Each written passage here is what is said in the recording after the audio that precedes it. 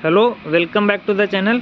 आज हम देखेंगे लैप लेंथ के बारे में। ठीक है, लैप लेंथ की हमें ज़रूरत क्यों पड़ती है। ठीक है, और हम कॉलम बीम स्लैब में जब हम लैप प्रोवाइड कराते हैं तो हमें किस जोन में प्रोवाइड कराना चाहिए और उसकी मिनिमम लेंथ हमें कितनी रखनी चाहिए जिससे कि हमारा लोड स्मूथली ट्रांसफ़र हो जाए। ठीक है, ये हमारा एक हमने रेनफोर्समेंट लिया है जनरली। ठीक है, ये है हमारा। ठीक है, ये टॉप रेनफोर्समेंट, ये बॉटम है। ठीक है, यहाँ से यहाँ तक जितना हमने ओवरलैप किया है रेनफोर्समेंट में, इसकी मिनिमम लेंथ इतनी होनी चाहिए कि हमारा जो इस बार से इस बार में जो लोड ट्रांसफ़र होगा वो हमारा स्मूथली हो जाए। तो इस मिनिमम लेंथ को हम लैप लेंथ बोलते हैं। ठीक है, इसकी डेफिनेशन से जैसे हम देखते हैं, the lap length is the length provided to overlap two रिवार in order to safely transfer load from one bar to another bar.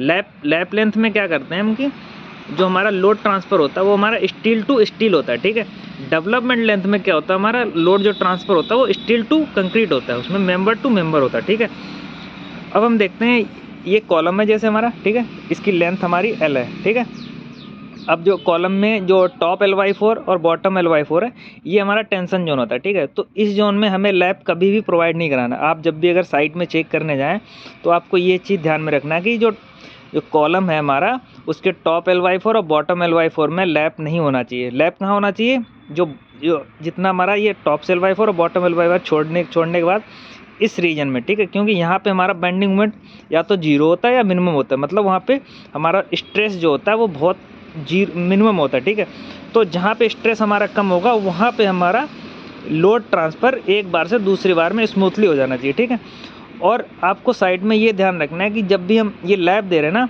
Lap हमारे स्टैगर्ड पैटर्न में होने चाहिए। अब इस जोन में स्टैगर्ड का मतलब क्या हुआ, जैसे ये मैंने दिखाया हुआ। ठीक है, अगर आपने ये जो मिड वाला जोन है अपना ABC, अगर मान लो इसको A मान लो, इसको B और इसको C, तो जो ये B जोन मैंने यहाँ दिखाया हुआ, अगर आपने एक लैप यहाँ दिया हुआ तो इसके अल्टरनेट एक लैप आपको ऊपर देना है, एक नीचे देना है। ठीक है, ये एक ही बार में एक ही लेंथ में नहीं होने चाहिए लैप। ठीक है, क्योंकि ऐसा क्यों होता है, जैसे अगर लोड आएगा तो ये हमारा कॉलम बकलिंग हो जाएगा, इसमें बकलिंग फेलर हो जाएगा। ठीक है, अब सोचो अगर हम लैप नहीं प्रोवाइड कराते हैं, ठीक है, तब क्या होगा हमारा, या फिर हमने कम लैप प्रोवाइड किया तो क्या होगा कि हमारा जो लोड होगा वो हमारा स्मूथली ट्रांसफ़र नहीं होगा। ठीक है, और उसमें स्ट्रक्चर में क्रैक डेवलप हो जाएंगे और हमारा फेल हो जाएगा स्ट्रक्चर। अगर सपोज यहाँ पे अगर हम लैप नहीं प्रोवाइड कर रहे हैं, ठीक है, तो क्या होगा कि हमारा जो टॉप से हमारा जो लोड आएगा तो वो हमारा अब यहाँ पे लैप जो हमारा मिनिमम लेंथ जो रिक्वायर्ड होगी, अगर वो नहीं प्रोवाइड की तो वो हमारा यहाँ पे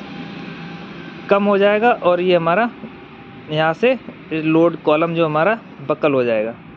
अब हम देखते हैं हमें बीम में कहाँ पे प्रोवाइड कराना चाहिए। जैसे ये हमारी एक बीम है। ठीक है, ये हमारा जैसे लोड आएगा हमारा, तो ये हमारा टॉप वाला रेनफोर्समेंट है, ये हमारा कंप्रेशन में आ जाएगा। बॉटम वाला हमारा जो सेक्शन है वो हमारा टेंशन जोन में आ जाएगा। ठीक है, तो टॉप रेनफोर्समेंट में हमारा नेगेटिव बेंडिंग मोमेंट जो होता है वो जीरो हो जाता है। तो जब भी आप जाओगे साइड पे तो आप ये देखना कि जो बीम है, तो बीम में हमारा जो लैपिंग होगा वो हमारा जहाँ पे ये मिड स्पैन होगा, यहाँ पे हमारा जो नेगेटिव बेंडिंग मोमेंट होता है वो जीरो होता है। तो टॉप में आपको देखना है कि यहाँ पे हमारा जो लैपिंग जो है वो मिड में होना चाहिए। ठीक है, और अगर वही बॉटम की बात करें तो बॉटम में हमारा जो लैपिंग होना चाहिए वो हमारा जो कॉलम फेस होगा, हमारा कॉलम फेस से Ly4 डिस्टेंस पे होना चाहिए। ठीक है, जो हमारा ये जैसे अगर ये हम देख रहे हैं ये वाला, ये हमारा कॉलम है।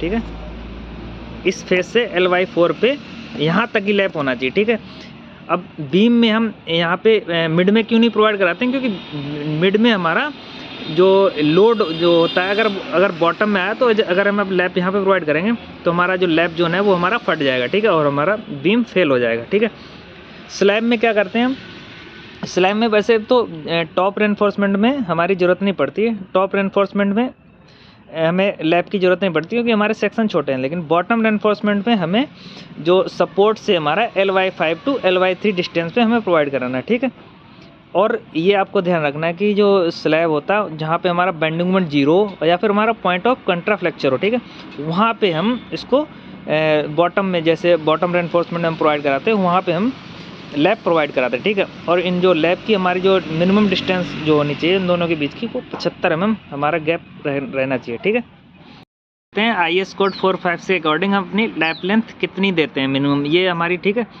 ये हमारी लैप लेंथ टेंशन और जो कंप्रेशन जोन में अलग अलग होती है। ठीक है, सपोज एक बीम है, बीम में हमने जो डायरेक्ट टेंशन में तो हमारा 2 LD और 30 LD हमारा है, डेवलपमेंट लेंथ और 30D, डी हमारा डाया, ठीक है। इनमें से जो ग्रेटर होगा वो हमें प्रोवाइड कराना है, ठीक है। और अगर फ्लेक्सुरल टेंशन है हमारा तो LD और 30D, इनमें से जो हमारा ग्रेटर होगा वो प्रोवाइड कराना। आपने डिजाइनिंग में जनरली देखा होगा 40-1T देते हैं, ठीक है। और अगर हमारा बीम कंप्रेशन जोन में अगर हम प्रोवाइड कर रहे हैं तो LD और 24D, इनमें से जो वैल्यू ज़्यादा होगी वो आपको प्रोवाइड करानी है, ठीक है।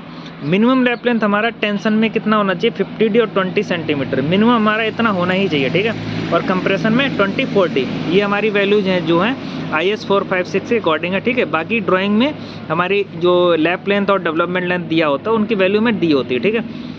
तो अगर आपको जानकारी अच्छी लगी तो चैनल को सब्सक्राइब करें, ठीक है। और इस वीडियो को हमारे को शेयर करें ज़्यादा से ज़्यादा, ठीक है। Thanks for watching.